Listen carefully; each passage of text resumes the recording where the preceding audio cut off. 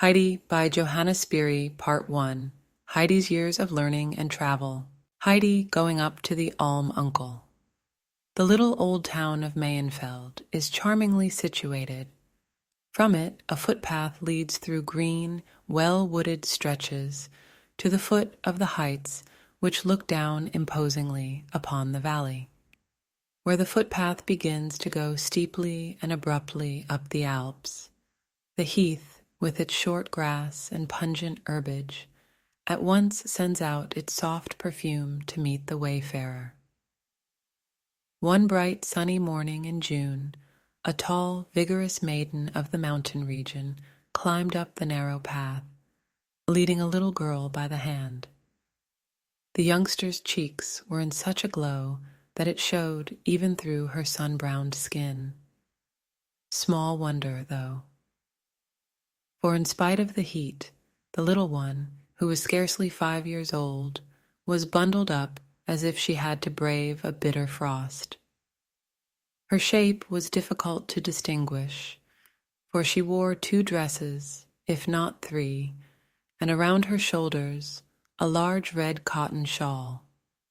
With her feet encased in heavy hobnailed boots, this hot and shapeless little person toiled up the mountain. The pair had been climbing for about an hour when they reached a hamlet halfway up the great mountain named the Alm. This hamlet was called Im Dörfli, or the little village. It was the elder girl's hometown, and therefore she was greeted from nearly every house. People called to her from windows and doors, and very often from the road. But answering questions and calls as she went by, the girl did not loiter on her way, and only stood still when she reached the end of the hamlet. There a few cottages lay scattered about, from the furthest of which a voice called out to her through an open door. "Dita, please wait one moment. I am coming with you if you are going further up." When the girl stood still to wait, the child instantly let go her hand and promptly sat down on the ground. "Are you tired, Heidi?" Data asked the child. "No, but hot," she replied. "We shall be up in an hour if you take big steps and climb with all your little might." Thus the elder girl tried to encourage her small companion. A stout, pleasant-looking woman stepped out of the house and joined the two. The child had risen and wandered behind the old acquaintances, who immediately started gossiping about their friends in the neighborhood and the people of the hamlet generally. "Where are you taking the child, Data?" asked the newcomer. "Is she the child your sister left?" "Yes," Data assured her. "I am taking her up to the Alm Uncle, and there I want her to remain." "You can't really mean to take her there, Dita. You must have lost your senses to go to him. I'm sure the old man will show you the door and won't even listen to what you say." "Why not? As he's her grandfather, it is high time he should do something for the child. I have taken care of her until this summer, and now a good place has been offered to me. The child shall not hinder me from accepting it, I tell you that. It would not be so hard if he were like other mortals. But you know him yourself. How could he look after a child, especially such a little one? She'll never get along with him, I am sure of that. But tell me of your prospects." "I am going to a splendid house in Frankfurt. Last summer, some people went off to the baths, and I took care of their rooms. As they got to like me, they wanted to take me along, but I could not leave. They have come back now and have persuaded me to go with them." "I am glad I am not the child," exclaimed Barbara with a shudder. "Nobody knows anything about the old man's life up there. He doesn't speak to a living soul, and from one year's end to the other, he keeps away from church. People get out of his way when he appears once in a 12-month down here among us. We all fear him, and he is really just like a heathen or an old Indian, with those thick gray eyebrows and that huge, uncanny beard. When he wanders along the road with his twisted stick, we are all afraid to meet him alone. That is not my fault, said Data stubbornly. He won't do her any harm, and if he should, he is responsible, not I. I wish I knew what weighs on the old man's conscience. Why are his eyes so fierce, and why does he live up there all alone? Nobody ever sees him, and we hear many strange things about him. Didn't your sister tell you anything, Data? Of course she did, but I shall hold my tongue. He would make me pay for it if I didn't. Barbara had long been anxious to know something about the old uncle and why he lived apart from everybody. Nobody had a good word for him, and when people talked about him, they did not speak openly, but as if they were afraid. She could not even explain to herself why he was called the Almuncle. He could not possibly be the uncle of all the people in the village, but since everybody spoke of him so, she did the same. Barbara, who had only lived in the village since her marriage, was glad to get some information from her friend. Data had been bred there, but since her mother's death had gone away to earn her livelihood. She confidentially seized Data's arm and said, I wish you would tell me the truth about him, Data. You know it all. People only gossip. Tell me, what has happened to the old man to turn everybody against him so? Did he always hate his fellow creatures? I cannot tell you whether he always did, and that for a very good reason. He being 60 years old, and I only 26, you can't expect me to give you an account of his early youth. But if you'll promise to keep it to yourself and not set all the people in Pretigan talking, I can tell you a good deal. My mother and he both came from Domleshk. How can you talk like that, Data? Replied Barbara in an offended tone. People do not gossip much in Pretigan, and I always can keep things to myself if I have to. You won't repent of having told me, I assure you. All right, but keep your word, said Deta warningly. Then she looked around to see that the child was not so close to them as to overhear what might be said. But the little girl was nowhere to be seen. While the two young women had talked at such a rate, they had not noticed her absence. Quite a while must have elapsed since the little girl had given up following her companions. Data, standing still, looked about her everywhere, but no one was on the path, which, except for a few curves, was visible as far down as the village. There she is. Can't you see her there? Exclaimed Barbara, pointing to a spot a good distance from the path. She is climbing up with the goatherd Peter and his goats. I wonder why he is so late today. I must say it suits us well enough. He can look after the child while you tell me everything without being interrupted. It will be very easy for Peter to watch her, remarked Dita. She is bright for her 5 years and keeps her eyes wide open. I have often noticed that, and I am glad for her, for it will be useful with the uncle. He has nothing left in the whole wide world but his cottage and 2 goats. Did he once have more? Asked Barbara. I should say so. He was heir to a large farm in Domleshk. But setting up to play the fine gentleman, he soon lost everything with drink and play. His parents died with grief, and he himself disappeared from these parts. After many years, he came back with a half-grown boy. His son Tobias, that was his name, became a carpenter and turned out to be a quiet, steady fellow. Many strange rumors went round about the uncle, and I think that was why he left Domleshk for Durfli, We acknowledged relationship, my mother's grandmother being a cousin of his. We called him uncle, and because we are related on my father's side to nearly all the people in the hamlet, they too all called him uncle. He was named Alm Uncle when he moved up to the Alm. But what happened to Tobias? Asked Barbara eagerly. Just wait. How can I tell you everything at once? Exclaimed Data. Tobias was an apprentice in Mel's, and when he was made master, he came home to the village and married my sister Adelheid. They always had been fond of each other, and they lived very happily as man and wife.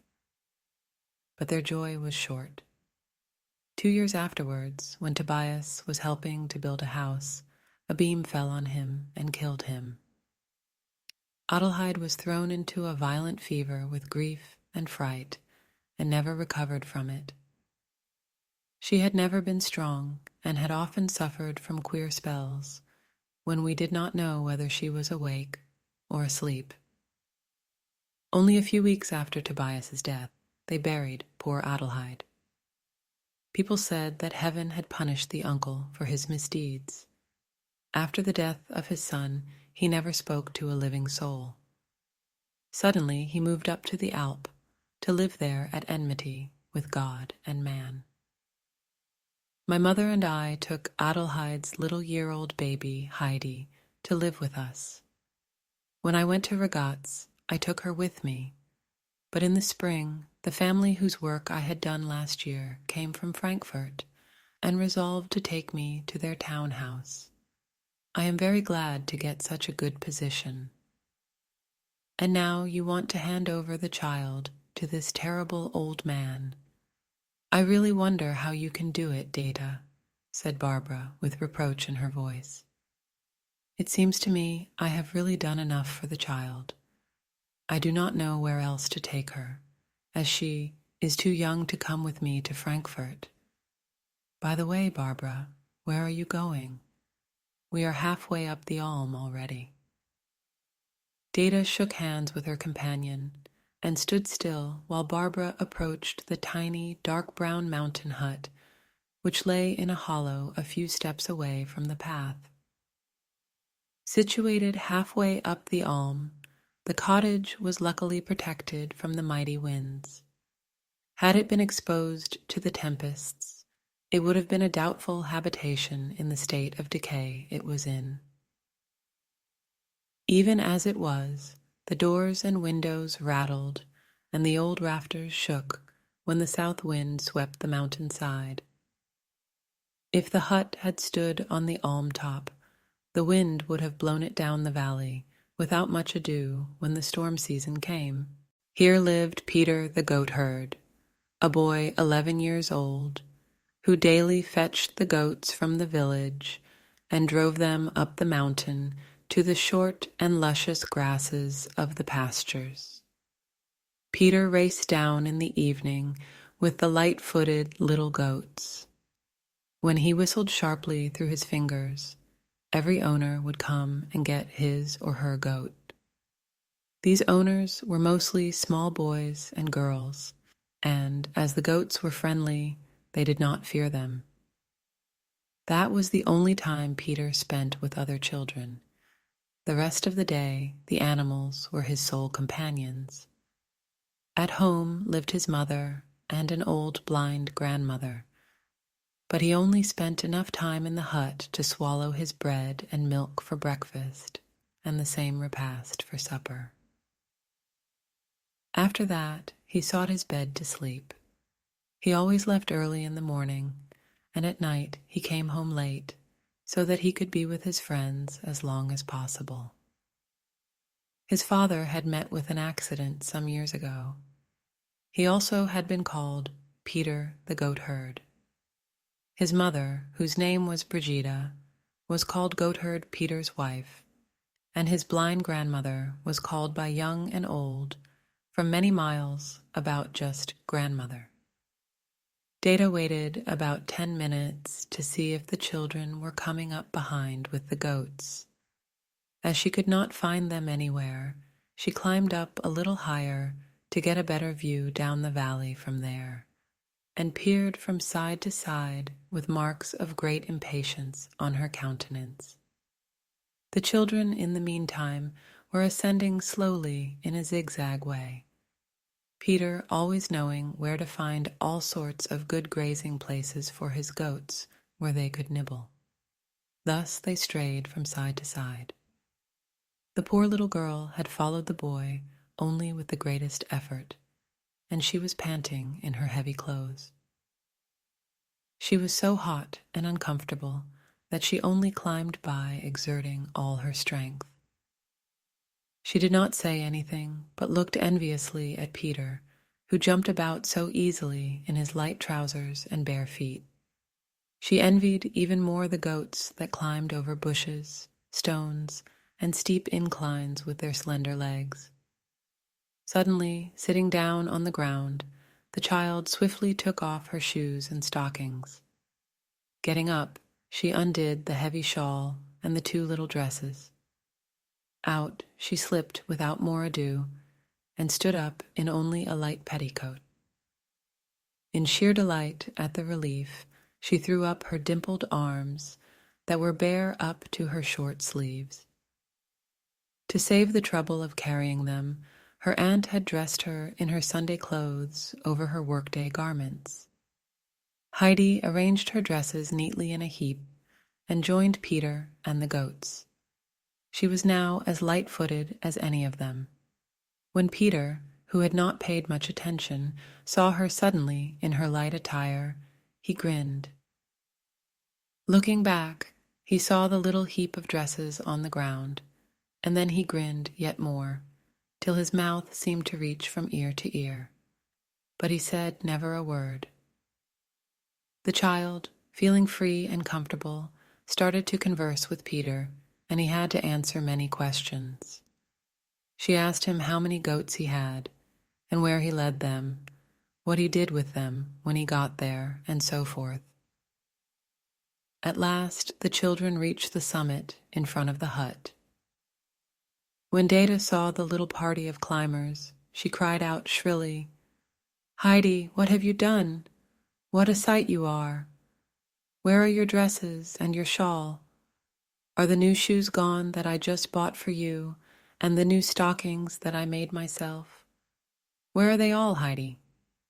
The child quietly pointed down and said, "There." The aunt followed the direction of her finger and descried a little heap with a small red dot in the middle, which she recognized as the shawl. "Unlucky child," Data said excitedly. "What does all this mean? Why have you taken your things all off?" "Because I do not need them," said the child, not seeming in the least repentant of her deed. "How can you be so stupid, Heidi? Have you lost your senses?" The aunt went on, in a tone of mingled vexation and reproach. "Who do you think will go way down there to fetch those things up again? It is half an hour's walk. Please, Peter, run down and get them. Do not stand and stare at me as if you were glued to the spot." "I am late already," replied Peter, and stood without moving from the place where, with his hands in his trousers pockets, he had witnessed the violent outbreak of Heidi's aunt. "There you are, standing and staring, but that won't get you further," said Data. "I'll give you this if you go down." With that, she held a 5-penny piece under his eyes. That made Peter start, and in a great hurry he ran down the straightest path. He arrived again in so short a time that Dita had to praise him and gave him her little coin without delay. He did not often get such a treasure, and therefore his face was beaming, and he laughingly dropped the money deep into his pocket. "If you are going up to the uncle, as we are, you can carry the pack till we get there," said Data. They still had to climb a steep ascent that lay behind Peter's hut. The boy readily took the things and followed Dita, his left arm holding the bundle and his right swinging the stick. Heidi jumped along gaily by his side with the goats. After 3/4 of an hour, they reached the height where the hut of the old man stood on a prominent rock, exposed to every wind, but bathed in the full sunlight. From there, you could gaze far down into the valley. Behind the hut stood 3 old fir trees with great shaggy branches. Further back, the old gray rocks rose high and sheer. Above them, you could see green and fertile pastures, till at last the stony boulders reached the bare, steep cliffs. Overlooking the valley, the uncle had made himself a bench by the side of the hut. Here he sat, with his pipe between his teeth and both hands resting on his knees. He quietly watched the children climbing up with the goats and Aunt Data behind them, for the children had caught up to her long ago. Heidi reached the top first, and approaching the old man, she held out her hand to him and said, "Good evening, grandfather." "Well, well, what does that mean?" replied the old man in a rough voice. Giving her his hand for only a moment, he watched her with a long and penetrating look from under his bushy brows. Heidi gazed back at him with an unwinking glance and examined him with much curiosity, for he was strange to look at, with his thick gray beard and shaggy eyebrows that met in the middle like a thicket. Heidi's aunt had arrived in the meantime with Peter, who was eager to see what was going to happen. "Good day to you, uncle," said Data as she approached. "This is Tobias's and Adelheide's child. You won't be able to remember her, because last time you saw her, she was scarcely a year old." "Why do you bring her here?" asked the uncle, and turning to Peter, he said, "Get away and bring my goats. How late you are already." Peter obeyed and disappeared on the spot. The uncle had looked at him in such a manner that he was glad to go. "Uncle, I have brought the little girl for you to keep," said Data. "I have done my share these last 4 years, and now it is your turn to provide for her." The old man's eyes flamed with anger. "Indeed," he said, "what on earth shall I do when she begins to whine and cry for you? Small children always do, and then I'll be helpless." "You'll have to look out for that," Data retorted. "When the little baby was left in my hands a few years ago, I had to find out how to care for the little innocent myself, and nobody told me anything. I already had Mother on my hands, and there was plenty for me to do. You can't blame me if I want to earn some money now. If you can't keep the child, you can do with her whatever you please. If she comes to harm, you are responsible, and I am sure you do not want to burden your conscience any further." Dita had said more in her excitement than she had intended, just because her conscience was not quite clear. The uncle had risen during her last words, and now he gave her such a look that she retreated a few steps. Stretching out his arm in a commanding gesture, he said to her, "Away with you! Begone! Stay wherever you came from, and don't venture soon again into my sight." Data did not have to be told twice. She said goodbye to Heidi and farewell to the uncle, and started down the mountain. Like steam, her excitement seemed to drive her forward, and she ran down at a tremendous rate. The people in the village called to her now more than they had on her way up, because they all were wondering where she had left the child. They were well acquainted with both and knew their history. When she heard from door and windows, "Where is the child? Where have you left her, Data?" and so forth, she answered more and more reluctantly, "Up with the uncle, with the uncle." She became much provoked because the women called to her from every side. "How could you do it?" The poor little creature. The idea of leaving such a helpless child up there, and over again. The poor little dear. Data ran as quickly as she could and was glad when she heard no more calls, because, to tell the truth, she herself was uneasy. Her mother had asked her on her deathbed to care for Heidi, but she consoled herself with the thought that she would be able to do more for the child if she could earn some money. She was very glad to go away from people who interfered in her affairs, and looked forward with great delight to her new place.